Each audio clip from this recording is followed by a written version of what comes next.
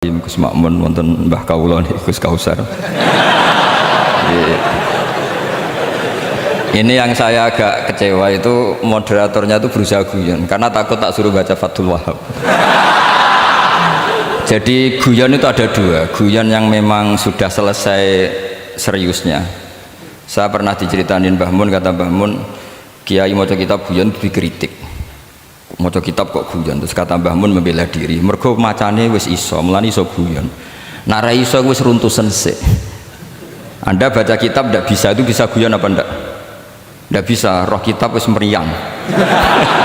Jadi orang guyon itu bukti alim. Tapi ada juga guyon yang menghindari ngomong serius kayak moderator itu. Jadi ini masalah ya. Terus kecewa saya kedua, saya itu ngira Santri Proso itu katanya terkenal khusuk-khusuk, adabnya bagus. Ternyata ada percontohan yang nggak bagus. Di depan para gus-gusnya guyon. Jadi ini kekecewaan saya yang kedua. Nanti saya lebih kecewa lagi, ternyata yang khataman Fathul Wahab itu tidak paham Fathul Wahab. Itu lebih kecewa, tak bawa sampai mati itu nanti. Itu kecewa itu tak bawa. Nah begini sebagaimana makalah yang saya bikin, karena tadi moderator sudah guyon, saya berusaha ngendikan serius. Karena memang fikih itu harus dikaji secara serius, meskipun dengan pikiran yang ceria, yang riang. Saya itu di Jogja itu lama sekali dan tetap sebagai rujukan, karena saya spesialis sering ngendikan fikih. Saya dulu musyawarah ya, seperti urutan di Pelosok, mulai takrib, mu'in, tapi di sana langsung mahalli. Karena Fathul Wahab gak diajarkan di sawir, di musyawarah. Tapi saya pernah ngaji Mbah Mun Fathul Wahab, dan beliau sering berpesan, nak kanggo masyarakat ojo wahab repot, nganggo mahalli saja. Mahalli itu kan Surahibin itu yang mensarai minhajud thalibin. Ini bukti bahwa saya ini alim betul, bukan guyon dari tidak alim itu. Jadi ini bedanya saya dengan moderator. Nanti kalau nggak percaya diuji di sini di depan.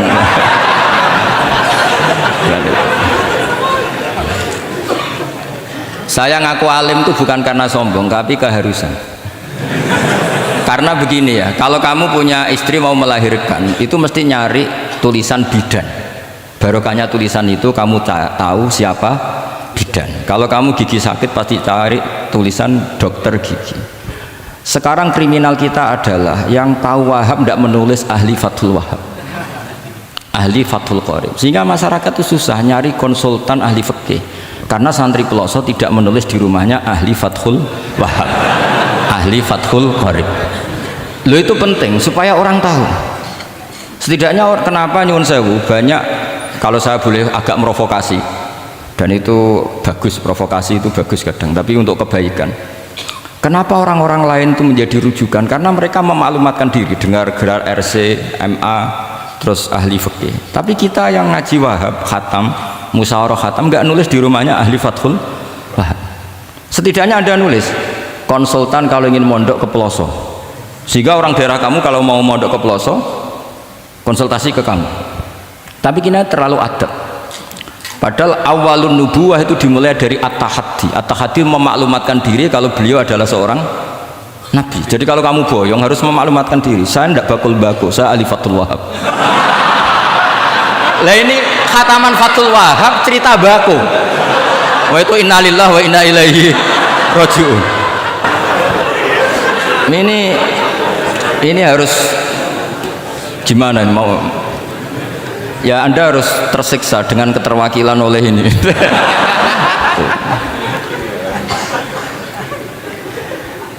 Saya ini baca kitab banyak sekali, termasuk kitab Ithaf. Ketika beliau mensarai Ihya, itu cerita kitab yang saya baca fil fikhi itu dihitung mulai mazhab Syafi'i sampai Hanafi semuanya. Saya baca kitab tasawuf ini. Jadi memaklumatkan diri. Awal dari nubuwah itu memaklumatkan diri. Sehingga orang gampang nyari. Kalau orang bisa nyari bidan, nyari dokter gigi karena tulisan, kenapa orang kesulitan nyari ahli Fathul Qorib? Kalau kamu ahli konflik tulis saja konsultan spesial cerai karena pengalaman pernah cerai, tulis saja. Kalau ahli jomblo tulis saja ahli perjodohan, supaya orang tahu keahlian kamu di mana. Saya di Jogja memaklumatkan diri, saya bisa baca Wahab, saya bisa baca Bukhari, saya bisa, bukan dalam konteks sombong, karena kebutuhan umat yang ingin tatap bu'u asari Rasulullah, mencari-cari asari Rasulullah itu terpenuhi, itu dengan ngaji orang yang ahli. Tunjukkan kalau baca kamu benar dan sebagai solusi umat ini punya problem banyak, dan kamu mengajar dengan manhaj yang jadi solusi, yang jadi solutif, yang bisa jadi jalan keluar. Tapi kita ndak, santri itu banyak keluar dari pondok, tapi karena miskin, sudah dari mbahnya bapaknya memang sudah miskin ya. Terus atas nama humul, atas nama ikhlas, terus sering menyembunyikan diri. Menyembunyikan diri, pura-pura ada alim, memang sebetulnya ada alim juga kadang itu. Akhirnya terus orang sampai nggak tahu kalau itu alumni pondok. Tapi ketika ada orang konsultasi sama pihak lain, mereka tersinggung karena kok nggak ke dia, mau ke dia gimana, nggak ada tulisannya, nggak ada potongannya, malah tadi cerita mbako segala itu kan apa ya. Nah, saya ingin kembali lagi, saya punya teks hadis yang riwayatnya seperti ini. Meskipun hadis itu misalnya dhaif, banyak aditnya, banyak penguatnya. Idza zuharatil bid'ah wal fitan, sebagian ada tambahan wasubba ashabi fal yudhiril alim ilmahu, orang alim harus menampakkan kealimannya. Wa illa fa'alaihi la'natullahi wal malaikati wan nasi ajmain. Justru kalau tidak memperlihatkan kealimannya dia kena laknat. Artinya yang sopan-sopan tidak memperlihatkan kefatul wahabannya, maka malah melihatkan kembakuannya. Itu jatahnya fa'alaihi la'natullahi wal malaikati wan nasi ajmain. Ya setuju ya?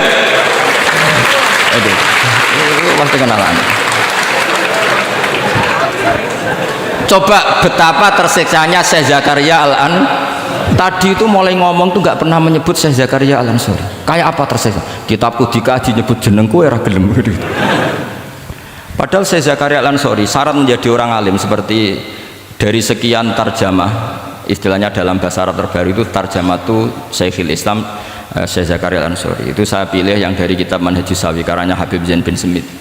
Itu dari sekian manaqib yang saya baca di Sulaiman Al-Jamal, di mana-mana paling menarik itu syaratnya jadi orang alim itu dua, punya guru alim, punya murid alim. Karena Anda akan tersiksa, sangat-sangat tersiksa. Ngaji sama gurunya takut disuruh baca, gurunya alim, mau ngorek ya meriang muridnya alim. Itu yang dialami Syekh Zakaria Al-Ansori, sehingga beliau ngendikan duqiqtu baina hajaro ini, saya ini ditempa dua batu, cara Jawa digebek dua batu. Mau ngaji ya takut karena gurunya alim alamah, yaitu pengarang Fathul Bari Ibnu Hajar Al Asqalani. Mau mulang ya meriang, mergo di murid alim alamah jenis Ibnu Hajar Al Haytami. Dadi aku sampai ngaji ya persiapan, sampai mulang ya persiapan. Kayak apa susahnya jadi Syekh Zakaria Al-Ansori, mau ngaji setoran ya persiapan, mau ngajar persiapan. Makanya kata Mbah Mun, syarat utama ulama itu harus punya murid alim. Saya pernah didhawuhi Mbah Mun, aku mengko gak di anak Gus Najih itu Gus Najih, saya juga izin jadi kiai. Karena syaratnya jadi kiai itu udah anak alim di murid alim. Izin gak jadi kiai ras sukses juga tak perlu. Makanya saya ketika kecelok alim itu senangnya bukan main beliau, karena terpenuhi status tadi. Nah ini kalau khataman Fathul Wahab terus bakas baku ini ini roh Kiai Jazuli tersiksa ini gimana ini sini. Kalau ukurannya kan gampang, moderator kan dipilih yang paling baik, setidaknya ngomongnya lah, kalau tidak ilmunya ya ngomongnya. Terus Anda terwakili oleh orang yang nggak jelas. Nggak, saya gojlok ini tidak dosa, karena kalau betul saya ini dosa karena ngerasani orang, berarti jadi kafarah dosanya dia. Soal saya kan amalnya sudah banyak, aman. Aman, jadi nanti, jadi kalau jatah hasanah saya harus diminta dia, tak kasih aja. Gampang. Masih surplus banyak. Ya masih surplus, masih banyak. Kan orang itu kalau baca Quran satu huruf itu dapat 10 kebaikan. Saya ini hafal Quran, sudah gak terhitung itu sudah. Itu untuk kamu tak saati satu huruf cukup nanti kalau nanti nuntut di akhirat itu tak kasih satu huruf itu cukup. Jadi, ya gak apa-apa, nanti silahkan nuntut nanti di apa akhirat. Tapi kamu lebih saya tuntut. Kamu itu siapa kok nyuruh saya di sini itu? Dosanya lebih besar lagi itu. Saya teruskan ya, saya cerita yang serius. Syarat jadi orang alim itu punya guru alim, punya murid alim. Karena sebagian dari ilmu itu bukan ditempa guru tapi ditempa murid. Imam Fathul Bari, Sahibu Fathul Bari, yaitu Syekh Ibnu Hajar Al-Asqalani, itu beliau sangat mencintai Nabi Musa justru karena dengan tanda kutip protesnya. Jadi ketika Nabi Musa diajari Nabi Khidir dari awal sudah ngendikan innaka inni ala ilmin, atau innaka dulu ya gak apa-apa, dibalik-balik gak apa-apa karena semua kitab kadang riwayat bil makna. Innaka ala ilmin allamaka wah malam a'lamhu wa inni ala ilmin allamanillah malam ta'lamhu. Kira-kira terjemahan bebasnya, kamu punya ilmu yang diajari Allah saya tidak tahu, saya punya ilmu yang diajari Allah kamu tidak tahu, maka innaka lan tastatya ma'ya sabra, kamu tidak mungkin bisa menyabari saya, bisa memaklumi saya. Tapi kata Nabi Musa, tidak, saya harus belajar sama anda. Oke, silahkan belajar tapi jangan tanya. Pertanyaannya itu jangan tanya, fala tas'alni, kamu nggak boleh tanya. Kalau kamu ingin jadi murid yang baik nanti jangan tanya, itu dosa. Dengarkan aja. Ya dengarkan saja. Nah, tapi Nabi Musa tetap tanya. Ketika ada kejanggalan secara syariah, Nabi Musa tetap tanya. Dan itu oleh kitab-kitab tasawuf dianggap dengan tanda kutip kesalahannya Nabi Musa, meskipun mibabi hasanatil abrar sayyatul muqarrabin. Tapi di kitab fikih itu dipuji sundul langit protesnya Nabi Musa. Jadi di kitab tasawuf disalahkan karena kitab tasawuf pemuja tadi ketertaatan pada guru, kitab fikih enggak. Ini bukti adallud dalil bahwa Musa itu orang pilihannya Allah. Dia tidak sabar, beliau tidak sabar kalau melihat kemungkaran. Jadi gugatannya Nabi Musa dianggap apa, suratu ghiratihi fillah atau suratu ghairatihi fillah. Ada yang baca ghairah, ada yang baca ghirah. Ini karena ngadepi santri Fathul Wahab saya terpaksa baca 2 kali. Siji ben ketok alime, nomor loro aku ora iso tak warai nak maca. Karena dalam qiraah sab'a ya mesti gitu, kalau enggak doikin ya dikin, karena yang satu cara berpikir masdar itu aslul mustaqqat, maka enggak perlu kena harokat munasabah. Jadi saro yasiru sairon, tidak perlu siron.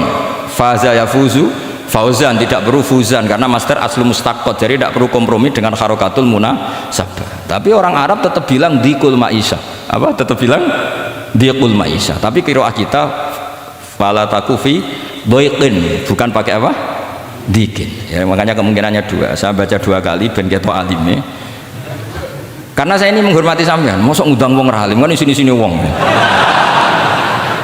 Nomor 2 anak kue raiso tak warai kalau bacanya itu 2. Jadi andai kan saya ngajar di pondok pelosok, saya baca mesti 2 kali.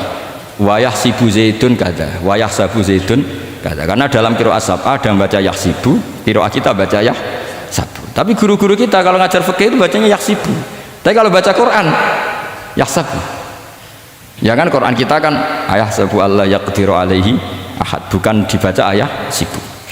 Saya teruskan. Jadi syarat jadi orang alim itu harus punya guru alim dan murid alim. Imam Fathul Bari ketika menganalisis Nabi Musa itu beliau memuja Nabi Musa. Ini bukti ghirahnya Nabi Musa yang luar biasa. Beliau paling tersinggung kalau untuhikat hurumatullah. Orang sudah ditolong kok gak matur nuwun malah merusak perahunya. Jadi itu secara syariat itu mungkar. Kalau mungkar ya harus diprotes. Artinya itu sifatu madkhin, protesnya Nabi Musa itu sifatu madkhin, bukan sifatu dhammin. Itu Ibnu Hajar Al-Asqalani, gurunya Syekh Zakaria Ansari. Ketika orang tasawuf nganggep yang dilakukan Musa itu agak-agak mazmum karena protes sama guru. Pertanyaan saya ke anak-anak Fathul Wahab, kamu milih siapa? Milih partainya Ibnu Hajar Al-Asqalani apa milih partainya orang tasawuf? Selama ini roh potongannya sampean milih sing tasawuf. Karena sampean dengan ilmu pas-pasan ini nggak suka kalau ada murid tanya. Mboten ngaku mawon. Tapi karena tadi logika syariatnya kata Ibnu Hajar Al-Asqalani, Musa itu kalimullah termasuk ulul azmi, sementara Khidir hanya seorang nabi. Apa yang dilakukan Musa tentu lebih keren karena beliau seorang nabi dan rasul. Jadi jangan kira terus di situ merupakan mangkobah, satu derajat yang luar biasa bagi Nabi Khidir mengalahkan Musa, itu enggak. Tapi ini juga mangkobah bagi Musa, betapa tidak sabarnya beliau ketika untuhikat hurumatullah. Dan itu Ibnu Hajar Al-Asqalani dalam bingkai itu. Jadi beliau itu sangat ringan sekali. Artinya gini, kita bahas Zakaria Al-Ansori nggak bisa tanpa bakas gurunya, yaitu Ibnu Hajar Al-Asqalani. Nanti saya bakas muridnya. Lah yang mulai bakas muridnya itu kamu harus siap-siap. Karena kiai-kiai di pelosok itu alim alama. Masalahnya nanti pasti di muridnya.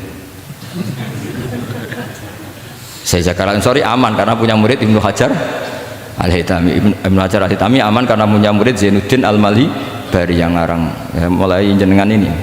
Jadi masalah bukan pada gurunya, tapi pada siapa? Muridnya. Terus Ibnu Hajar Al-Asqalani itu orang yang luar biasa. Saya pengagum beliau karena saya kalau baca Bukhari pakai pertolongan sarah beliau, yaitu Fathul Bari. Itu beliau kalau protes, sukanya memang protes. Beliau itu nakot itu ahli kritik, ahli protes. Beliau termasuk sering kritik Imam Nawawi, kritik orang-orang sebelumnya, tapi ya dalam konteks kebaikan. Imam Nawawi itu punya sarah namanya Syarh Muslim Lin Nawawi. Terus beliau punya kitab fikih Minhajut Thalibin yang disadur oleh Syekh Zakaria dari Manhajut Thullab. Yang satu pakai Minhajut Thalibin jamak mudzakkar salim, yang satu pakai Manhajut Thullab pakai jamak taksir. Kitab Minhajut Thalibin sendiri dari kitab Muharrar karangan Imam Rafi'i, terpaut sekitar 3 orang sampai ke Imam Rafi'i dari Imam Nawawi. Imam Rafi'i ngarang itu dari Al-Wasid, Al-Basid, dan Al-Wajiz karangan Imam Ghazali. Dan itu saya punya. Kitab indukannya Imam Ghazali Nihayatul Matlab fi Dirayatil Mazhab saya juga punya, karangannya Imam siapa? Haromen. Terus sampai Mukhtasarul Muzani. Saya tadi sempat bawa kitab Mukhtasarul Muzani. Bareng ngerti ini kok jadi pengajian umum lemes ya. Waduh, mau nyalahkan Gus Kausar Mbah nggak berani. Tapi saya tadi matur sama Gus Kevin, Gus ini kok jadi pengajian umum, nggak tahu. Sebenarnya saya ingin anak Wahab saja terus tak marahin terus pulang. Tapi ini di depan orang banyak, kalau marahin kan nggak baik, ya sudah saya tak rileks saja. Tak ceritakan bukti keseriusan fikih itu dikarang. Misalnya begini, ini contoh Zakaria Al-Ansori, Syekh Zakaria Al-Ansori ketika dengan tanda kutip sering bilang wa ta'biri bidzalik aula min ta'biril asli kadan, atau a'amu min ta'biril asli kadan. Kenapa ada gugatan takbir? Karena takbir itu apapun hebatnya, karena dikarang seorang manusia itu ada falta, ada keterselipan di situ. Meskipun satu kedipan mata yang beliau salah, miss ya Rasulullah. Misalnya begini, definisi sholat ya, kita kan sering dengar sholat itu apa? Umumnya orang kan aqwalun wa af'alun, muftatahatun bitakbir, muftatamatun bitaslim. Pertanyaannya, definisi itu tidak jamek manek, karena hunaka sholatun la qawla fiha wa la fi'la, yaitu sholatuman ajra sholata biqalbi.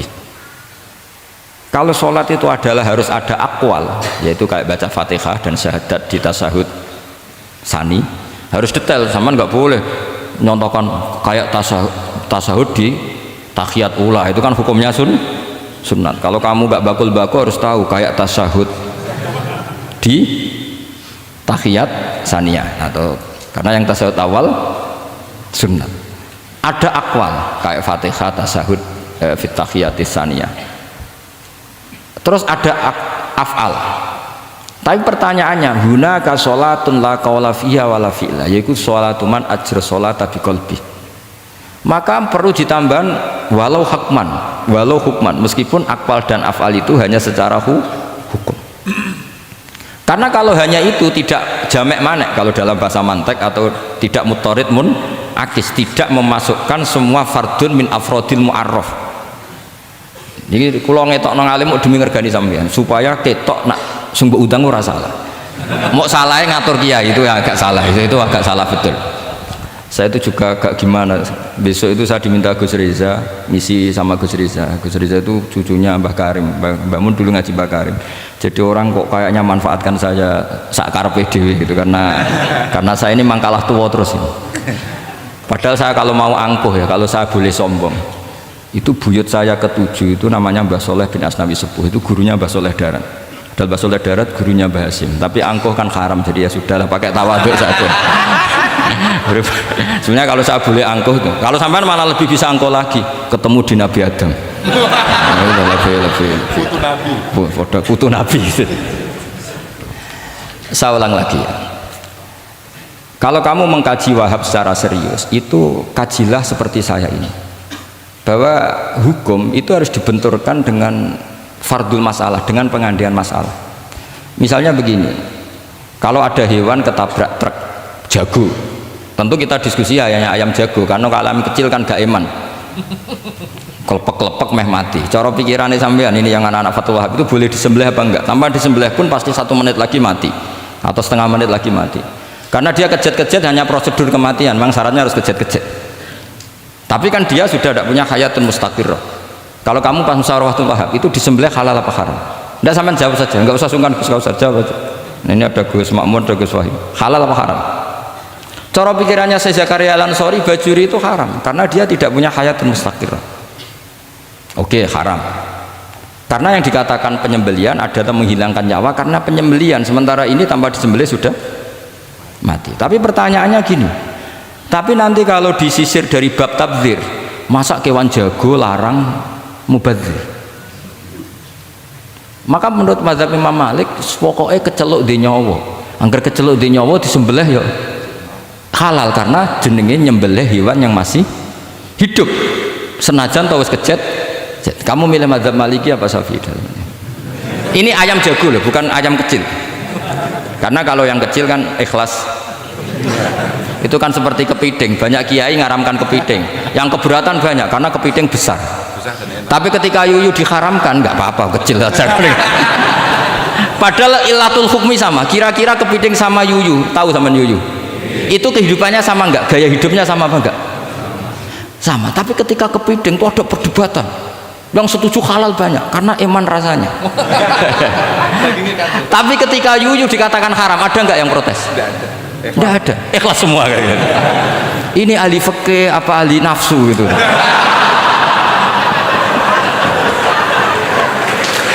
Jadi apa debat itu akhirnya nggak mutu kan? Coba kehidupannya kepiting sama yuyu itu sama apa enggak? Sama. Kenapa kepiting mukhtalaf alaih kalau yang yuyu hampir semua kiai meyakini haram? Kenapa? Sama. Saya itu pernah betul ngalamin, saya mau pas jalan-jalan sama putri saya, ada ayam jago ditabrak truk gitu. Sudah kejet-kejet, tanya orangnya, Gus ini halal enggak? Saya bilang untuk kamu halal. Lama-lama orangnya penasaran, kok untuk kamu, untuk hukum kok ada untuk kamu, untuk... Akhirnya tanya, gak Gus mestine iku piye? Kon tak haramno ya ora siap, wong kon iman nggih Gus bener. Ya misale cara jenengan. Aku kiai kurang pegawean tapi ya mangan pitik kejet-kejet. Tapi ini logika ya, logika yang dibangun fikih. Fikih itu kalau bangun kaidahnya gampang. Fikih itu gampang sekali karena sesuai fitrah manusia. Misalnya fikih itu kadang saya baca itu ya tertawa. Coba orang wajib mandi karena keluar mani. Ya sudah keluar mandi wajib mandi. Sebetulnya keluar anak itu tidak ada hadisnya, nggak ada dalilnya. Tapi wajib mandi orang nifas itu karena mengeluarkan anak. Itu orang-orang fikih yang masih asli itu kalau bilang ya li anal walada maniyun munakidun. Ya kadang-kadang sembrono. Ya enteng saja. Mbah jenengan tak nonton tenan kok ngendikane gitu. Li anal walada maniyun munakidun. Jadi sampean itu ya maniyun. Nah gitu. Jadi khurujul mani itu ya punya far'ul hukmi yaitu khurujul walad, sama-sama yujibul husla karena sama-sama apa? Maniun batin mbah tak nut-nut tenan kok terus ini ajak guyon apa piye gitu. Dan ulama itu memang rileks. Ketika Syekh Zakaria Al-Ansori membela mazhab Syafi'i yaitu dalam konteks tahur, kita tahu kan kalau ghafir itu mengampuni, kalau sering mengampuni disebut ghafur. Syakir orang yang terima kasih, kalau sering syukur disebut syakur. Sehingga rata-rata sifatnya Allah itu ikut sifat mubalaghah, wahhab, faul ya. Ya kan itu aturannya gitu kan, fa'alun aw mif'alun aw fa'ulu fi kasratin an fa'ilin badil. Nah, logikanya kalau wa anzalna minas sama ima'an tahura, artinya kalau nak maknani gini, wa anzalna lan nurono ingsun Allah minas sama isange langit, nurono ma'an ing banyu tahuron kang iso nyucikno bolak-balik. Karena faul adalah untuk lil kasroh atau lil mubalaghah, harusnya nggak ada mustakmal. Maka saya sering kadang balelo nggak ada mustakmalan karena wazannya faulan tohuron. Tapi Imam Zakaria Al-Ansori, Zakaria Al-Ansori bela-bela madzhab Syafi'i, kata beliau ya'ti faul bima'nal alat kayak sahur lima yutas saharubi. Tapi ya agak-agak takalluf, agak-agak apa? Termasuk takalufnya lagi Syekh Zakaria Al-Ansori, atau faul bima'na takrir atau mubalaghah fi udwin wahid. Di sini biasanya baca udwin apa udwin enggak tahu saya, pokoknya bacanya 2 kali enggak apa-apa. Umumnya apa? Udwin ya. Ya sudahlah, ikut partai sampean saja. Saya ini agak grogi, saya pakai madzhab peloso harus ikut guru apa madzhab sarang yang enggak harus ikut tapi akhirnya salah, enggak tahu saya, karena kata Mbah Mun gitu kalau membela diri. Nak ngaji ning peloso Lirboyo murid kudu maknani. Ya apik ben murid roh makna. Tapi nak sarang gak oleh dimaknani. Mergo sarang ketika dinyek al ilmu sayyidun wal kitabatu qaiduhu qayyid apa? Suyudaka fil hibalil wasiqa, kata beliau. Iya tapi nak naline kakean ya mati padha. Itu karena itu jadi itu guyonan ya, guyonan manhaj. Ini sudah saya sama ini koalisi yang baik, karena saya punya madzhab sarang, sama punya madzhab peloso, harus sama-sama konsisten dengan madzhab masing. Nanti di mahsyar nanti kita ketemu siapa yang ahli Fathul Wahab, siapa yang ahli Bako.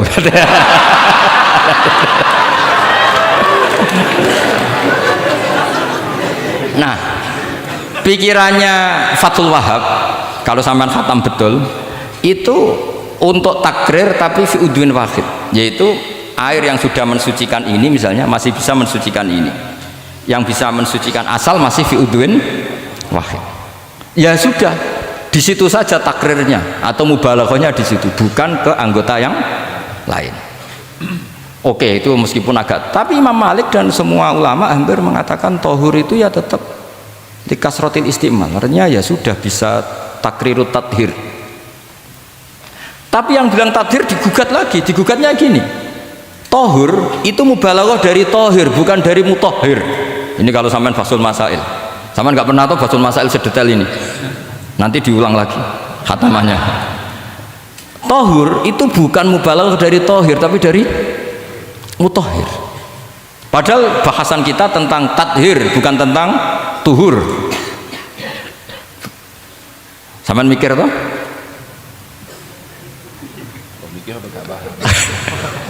Nggak usah dijawab apa diterangkan? Apa ngaji lagi aja, nggak usah boyong dulu.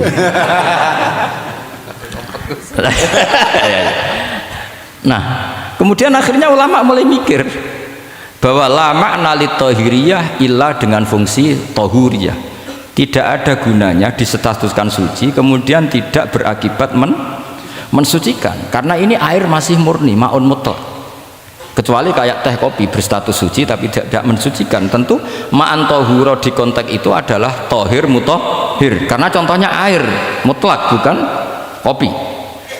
Berarti meskipun tohur itu dari mubalaghah tohir tapi maknanya mutohir, itu perdebatan. Akhirnya apa? Orang itu menjadi cerdas, terutama di era Ibnu Hajar Al-Haytami, karena beliau ahli fikir, beliau itu cerdasnya Masya Allah. Tapi apapun itu beliau tetap manusia, kecerdasannya kadang berlebihan dalam aturan yang dipatok madzhab Syafi'i, termasuk mensyaratkan Jumatan harus orang 40. Sekarang pertanyaannya gini, sama tak beri pertanyaan, harus bisa jawab meskipun salah nggak apa-apa, saya butuh jawaban, nggak butuh benar, karena sudah tahu mesti agak salah itu, nggak apa-apa. Ketika ada satu kampung yang orangnya tidak sampai 40 dan mereka ingin Jumatan, menurut kamu itu harus Jumatan, apa boleh Jumatan, apa harus duhur? Apa ya Jumatan ya duhur? Masyarakat gak mau biasanya. Tidak, harus Jumatan, boleh tidak Jumatan, apa harus duhur? Apa nggak perlu ada hukumnya, ben karepmu. Nah, di kitab-kitab I'anatul Thalibin Sayyid Abi Bakar Sato itu beliau ngendikan kamu harus tetap Jumatan meskipun jumlahnya belum 40. Karena apa? Madharat tarkil Jum'ah itu lebih ngeri ketimbang mensyaratkan 40 yang asal usul dalilnya itu tidak jelas. Imam Ahmad bin Hanbal kalau ditanya apakah Jumatan harus 40, itu ghadiban sadidan, marah besar.